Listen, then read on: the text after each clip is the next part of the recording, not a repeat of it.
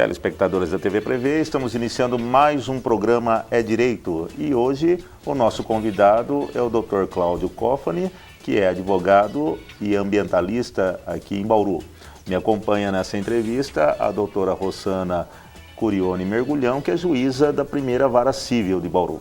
O nosso tema hoje, o nosso assunto de hoje, né, é sobre o direito ambiental. Eu vou começar perguntando ao Dr. Cláudio sobre as sacolinhas, né? Esse tema tão polêmico. Parece-me que os mercados aí, a Associação de Supermercados e o próprio Ministério Público admitiu o uso durante mais algum tempo. Mas, Dr. Cláudio, prazer tê-lo aqui. Tá? Como que está a questão das sacolinhas? Bem, olá a todos, é uma honra, uma satisfação estar aqui e trazer essas questões de direito ambiental, que cada vez mais fazem parte da nossa vida. Antes era direito civil, direito criminal, agora tem outros direitos.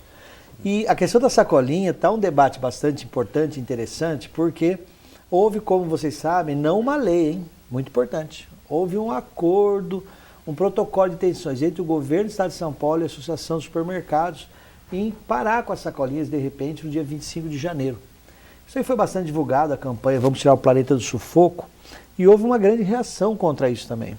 Não que a maior parte das pessoas seja contra abolir a sacolinha de plástico ou reduzir a sacolinha de plástico. As pessoas que querem mesmo é diminuir a poluição que existe. Esse é o grande foco. E a campanha gerou um problema, porque quando ela agiu dessa maneira, mesmo com a campanha que foi divulgada, o Ministério Público ouviu o clamor da sociedade, o PROCON também, chamaram a associação e fizeram um termo de ajustamento de conduta, assinado dia 3 de fevereiro, foi homologado pelo Conselho Superior do Ministério Público, que estabelece que a APAS, a Associação dos Supermercados, tem que voltar atrás. Tem que dar sacolinha de novo por pelo menos 60 dias. Porque muita gente sabe o inconveniente que está vivenciando de ter que chegar lá e não ter a sacolinha. E ter que comprar, e de repente você está fazendo uma compra do mês, a tua compra vai ser 5, 7, 8, 10 sacolas. Aí, se a sacola é R$3, você vai gastar 30 e para muita gente no orçamento. Então, uma das coisas que o Ministério Público e o PROCON identificaram foi isso, uma falha na relação de consumo. Essa falha na relação de consumo exigiu esse termo também de conduta, a APAS aceitou, assinou, ela tem que divulgar, está falhando em cumprir o termo também de conduta. Ela deve disponibilizar de novo para as pessoas, e o que interessa, na verdade, é produzir o chamado consumo responsável, que é, na verdade, as pessoas levem sua sacola reutilizável e usem também sacolinha de plástico conforme a necessidade, porque a gente tinha também uma orgia de saquinho plástico, isso aí ninguém concorda na sociedade.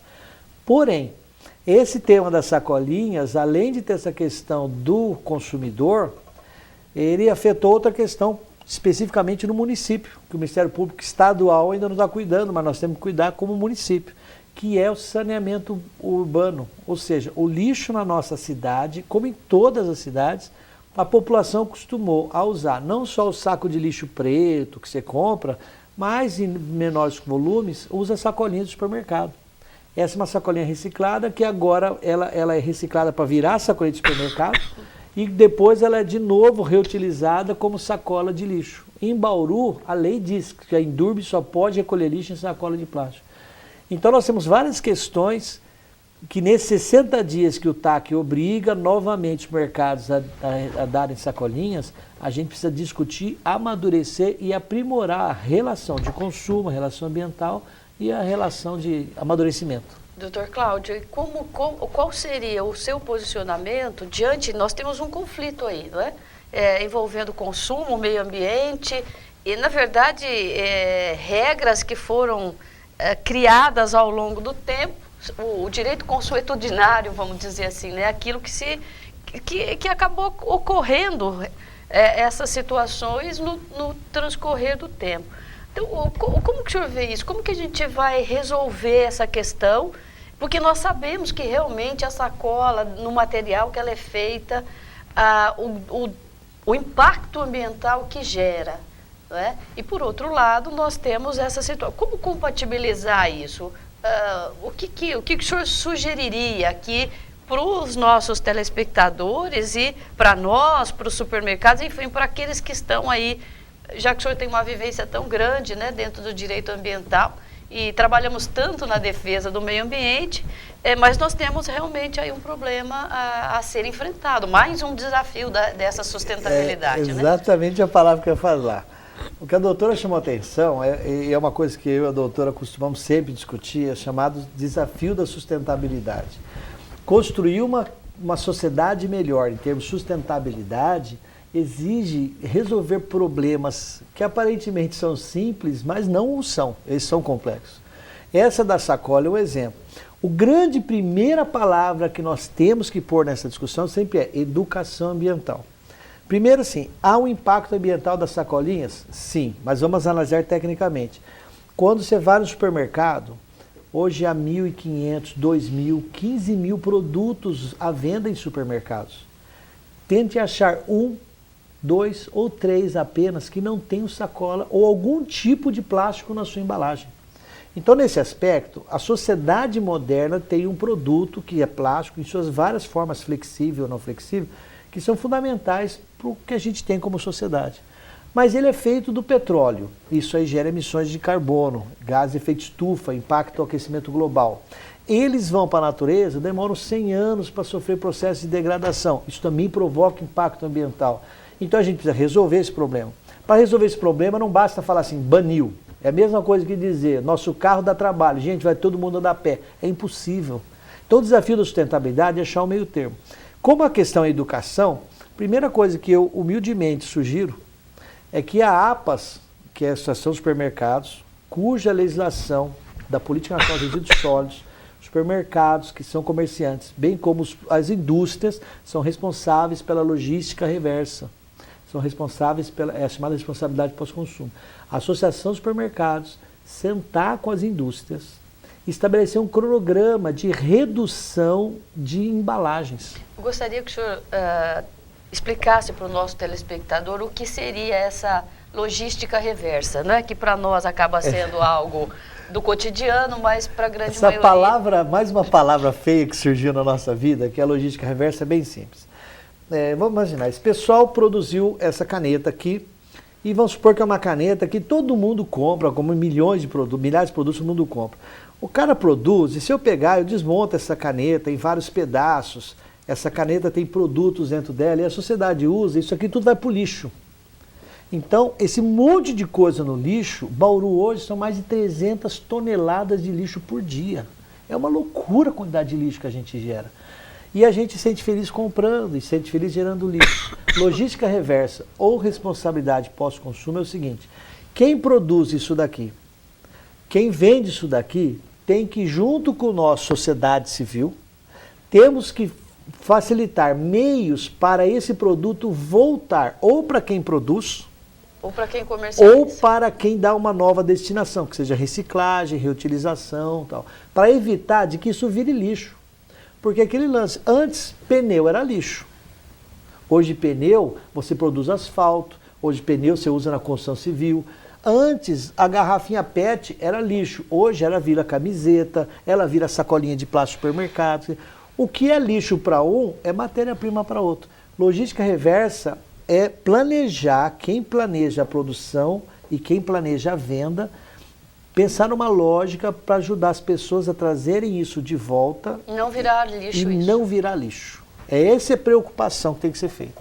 Agora, eu acho que os supermercados, doutor Cláudio, eles vão ter realmente um problemão pela frente, né? Porque ao mesmo tempo que se possa configurar que os supermercados estão até oferindo lucros, né?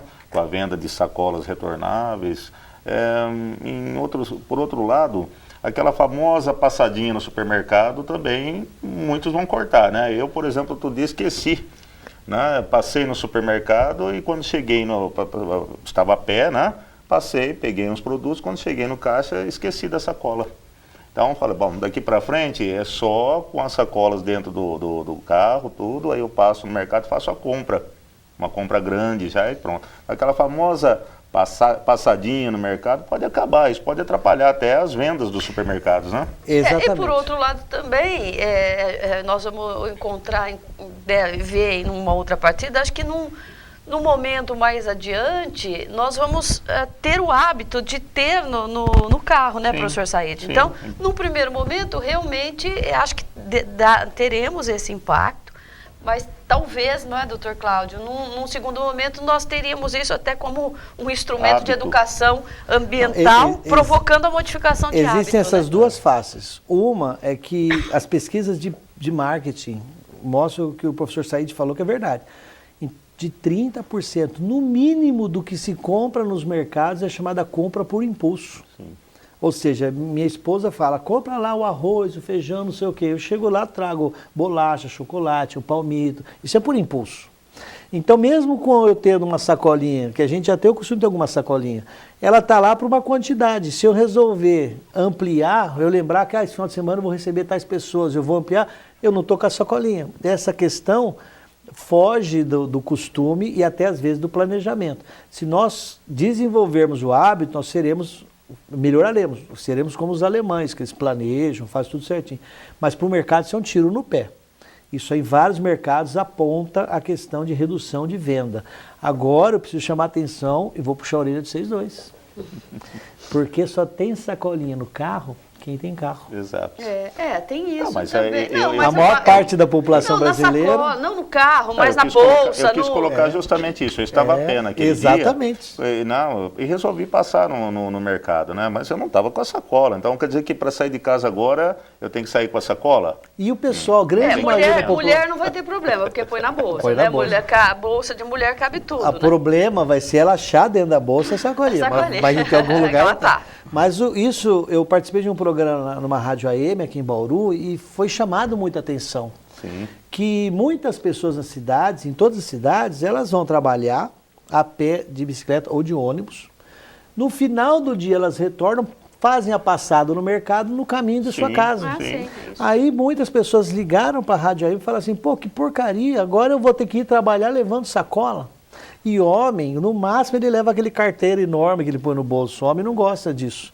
Mas o homem é um dos consumidores importantes na casa. E vai ter que mudar hábito. E são mudanças de hábitos. Bem como tem uma outra coisa. Além de, a minha proposta, a APAS juntar-se com a produção industrial para reduzir embalagens, que as embalagens, gente, são quase 50% do lixo produzido na compra do mercado.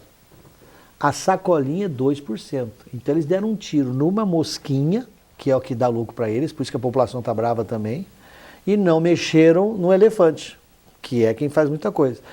Essa é uma coisa a mudar. A outra sugestão que eu daria para a APAS, para melhorar o negócio, se quer mostrar que tem educação ambiental, estabeleça, gente, esse ano, no máximo que se dará por compra são 10, 15 sacolas. Depois de tal, uma cota, para as pessoas começarem a mesclar a sacola reutilizável e a sacola descartável. Para as compras rápidas, né? Porque tem que ter um meio termo. Esse é o desafio da sustentabilidade.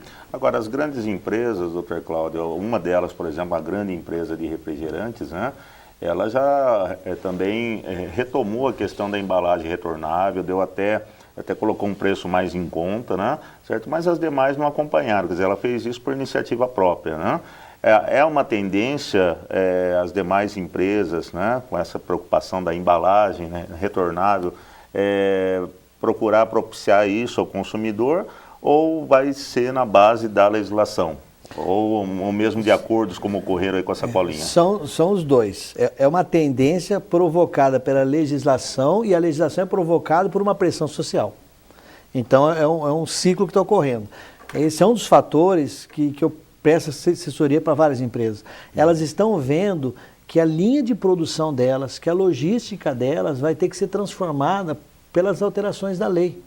E pouca gente sabe exatamente como é que as leis estão feitas hoje, estão mudando, né, do impacto ambiental na produção industrial e no consumo e no comércio.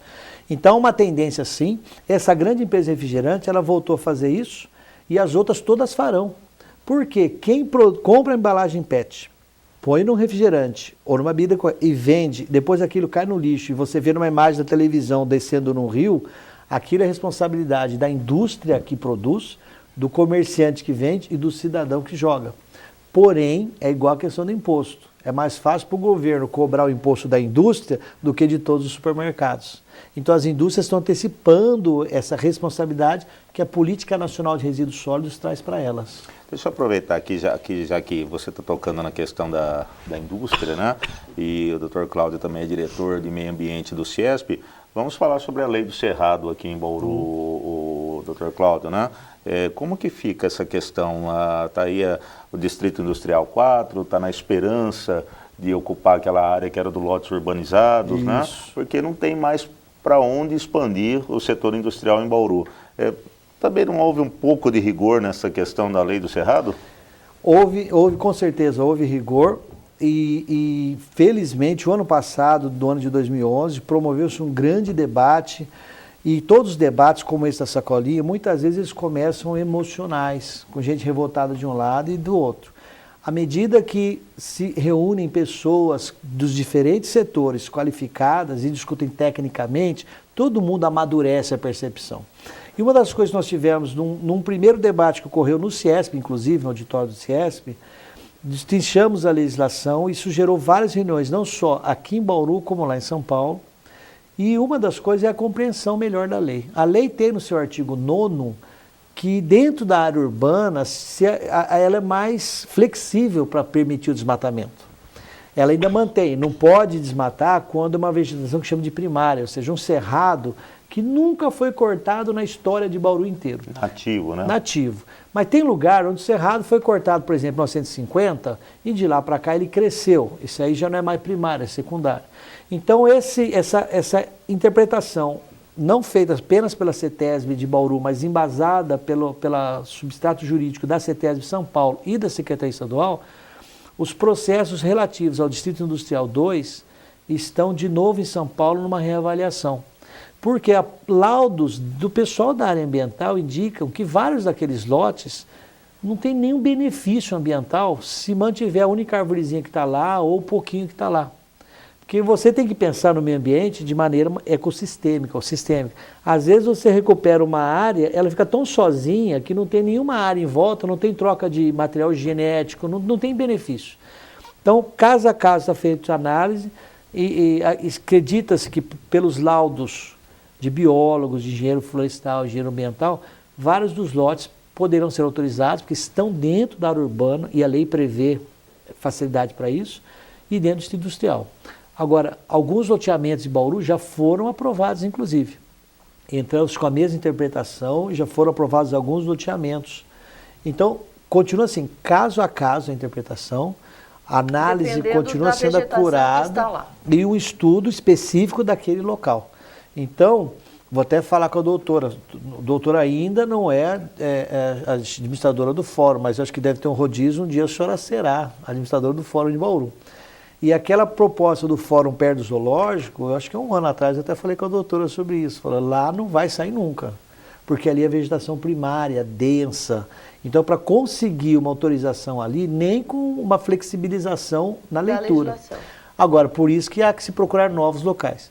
Já o professor Said citou esse Distrito Industrial 4, que são os lotes urbanizados. Há uma pretensão de colocar lá porque já foi desmatado mesmo? Exatamente. Né? Inclusive, nós tivemos uma reunião no final do ano passado do CONDEMA, que é o Conselho Municipal de Defesa do Meio Ambiente, em receber esse projeto. Esse projeto foi aprovado pelo CONDEMA, que envolve gente de todos os setores. Como eu falo, eu estou lá como um ambientalista que o CIESP convidou para ser diretor de meio ambiente, porque a visão da indústria hoje, ela não quer o conflito com a questão ambiental, ela quer se aperfeiçoar na questão ambiental. E eu, infelizmente, no momento da votação, tive que sair para uma outra reunião. Mas foi aprovado porque o lote urbanizado já é uma área que foi antropizada, que a gente fala, já foi desmatada, foi alterada. Mesmo assim, há preocupações em relação a cada indústria que for se implantar lá, que tipo de material ela vai usar, que tipo de resíduo que ela vai produzir. Então, essas preocupações são principais. E vamos aproveitar a sua presença aqui, doutor Cláudio, e falar do tratamento de esgoto, né? Certo? Como que vocês, mesmo no setor industrial, ou mesmo como ambientalista, vê uma certa morosidade, né, no tratamento de esgoto aqui em Bauru? Apesar da existência do fundo de tratamento, né? Certo? Ainda está um pouco lento, né? Isso é uma coisa que nós temos acompanhado de perto e eu chamo a atenção que nesse aspecto específico, eu sou um dos que estou na origem, na história do Vidago, Instituto Ambiental Vidago, junto com o próprio Rodrigo Sim, que é o atual prefeito. Ele foi nosso aluno lá do Prevê, meu e do professor Said, quando eu ministrava aula lá e o professor Said também. E nós, pelo Vidago, em 97, fizemos manifestações na Porta do DAI, nós impetramos ação civil pública, nós metemos um monte de ação reclamando do esgoto. Com o fundo de tratamento de esgoto, o Bauru tem hoje mais de 50 milhões em caixa. Por uma obra que a cada ano que passa fica mais cara, mas que seja 120, ela é possível sim de ser feita. É uma morosidade efetivamente, a gente sabe que a administração pública é complexa, são processos muito complexos, mas eu não sou político nem sou candidato a nada, vou falar como sociedade civil. Há uma enorme pressão de diferentes setores para o negócio demorar. Ou porque determinados setores querem isso privatizado, e outros setores querem isso para determinado órgão, para determinado setor da administração estadual, outros setores querem para um grupo municipal, e essa briga de poderosos, infelizmente, houve uma dificuldade do próprio prefeito em administrar isso, que é uma bandeira de campanha, não, de vida dele. Então isso é uma pena. Bauru é hoje a maior cidade do estado de São Paulo em poluição por esgoto. Nem a capital faz tanta porcaria que nem a gente sem tratar. Eles tratam com deficiência, mas tratam. Então, infelizmente, nós temos dinheiro, é super fácil você pegar 50 milhões que tem hoje, completar metade que falta, usando como pagamento pelo financiamento o dinheiro que entra. Não tem inadimplência elevada no pagamento de água e esgoto numa cidade. Então dá para pôr isso, taxa de juros é baixa, tem como fazer, mas falta pressão social né, talvez. E pressão política. É porque a população ainda, vamos dizer assim, não se deu conta de que ela está pagando e não está vendo o benefício, né? Ela infelizmente acha que quando ela aperta um botãozinho, puxa uma cordinha, acabou o problema do esgoto, que não é verdade, e ela não percebe que está pagando na conta que já deu 50 milhões. Sim. E eu comento com o pessoal de Pederneiras, e até ressalto, a gente participa de um programa aqui na TV Prevê, depois a gente de Bariri, gente de Pirajuí, gente de várias cidades nos assistem. Eu sempre comento, gente de Pederneiras, se junta, vem fazer passeata em Bauru, porque nós estamos jogando esgoto na cidade de Pederneiras, nós estamos jogando esgoto no nosso vizinho do lado. Se você jogar teu lixo no vizinho do lado, ele vai reclamar. Então nós somos irresponsáveis como sociedade municipal e estamos falhando, não só como cidadão, mas infelizmente sou obrigado a destacar, nosso prefeito está falhando na gestão desse problema do esgoto. E uma outra coisa, né, professor, que o Dr. Cláudio também tem envolvimento, que também é questão de lixo, a questão dos resíduos de construção civil, né, Dr. Cláudio? Que é um problema sério também, né, professor Said? Foram criados alguns bolsões, né, certo, os chamados ecopontos, mas parece ainda que também não pegou, vamos dizer assim, né? A população ainda não está muito acostumada com esses ecopontos, precisaria fazer uma divulgação maior. Eu mesmo, outro dia, levei a coleta de lixo reciclado, demorou para passar, não passou naquela semana, eu fui obrigado a colocar o lixo dentro do carro e levar até o ecoponto, né? Para poder desovar aquele lixo reciclado, né? E porque parece que vários caminhões tinham quebrado, tudo bem, a gente releva um caso esporádico, mas enfim, quando eu cheguei no ecoponto, estava assim praticamente vazio, quer dizer, a população ainda não acostumou a fazer uso desses ecopontos, que na minha opinião foi uma medida muito boa adotada pela prefeitura. Faz parte de um amplo processo que a gente chama de saneamento ambiental urbano. E aí tem a coleta de lixo residencial, esse da sacolinha de plástico, tem que ser sacola de plástico, mas o doutor chamou atenção para isso, o resíduo da construção civil. Com a economia nossa em crescimento, com nossos programas habitacionais, com crédito acessível, a construção civil está numa explosão, tem muita geração de trabalho e todos nós sabemos que se achar um pintor, um pedreirinho para ir na tua casa fazer um servicinho, está difícil. E quando você vira e fala, eu quero só mexer numa coisinha aqui no banheiro, o cara não pega o serviço, porque um servicinho de algumas horas, todos eles estão com sobrecarga. Nós identificamos, então, que temos que cuidar, então, do resíduo da construção civil, que é o tijolo, o concreto, a telha, o ladrilho, a madeira, o cabo elétrico, tudo isso daí. Então, foi feito, primeiro, em Bauru, o prefeito fez, o Rodrigo mesmo fez, uma lei em 2009, que estabelece as diretrizes gerais para a gestão sustentável do resíduo da construção civil, que é o entulho. Esse ano de 2011, nós trabalhamos quase 8 meses, a Secretaria do Meio Ambiente, nós do CIESP, a Associação dos Caçambeiros, que é a ASTEM, e um monte de gente fez um decreto bastante complexo. Esse decreto, ele foi publicado dia 1º de novembro de 2011 e passa a punir as pessoas dia 1º de maio. Tem então, agora várias reuniões estão sendo feitas semanalmente. Hoje eu passei 3 horas já em reunião sobre isso, porque tem que amarrar com vários setores. Bauru hoje produz 1.000 toneladas de resíduo de construção civil por dia. Nós deveríamos ter um dia usinas de reciclagem. E uma parte desse processo é o que o professor Said citou, que são os ecopontos. Quem faz pequenas reformas em casa, gera uma pequena quantidade de entulho, pode levar ali no ecoponto, vai pôr em caçambas que depois vão para o lugar correto.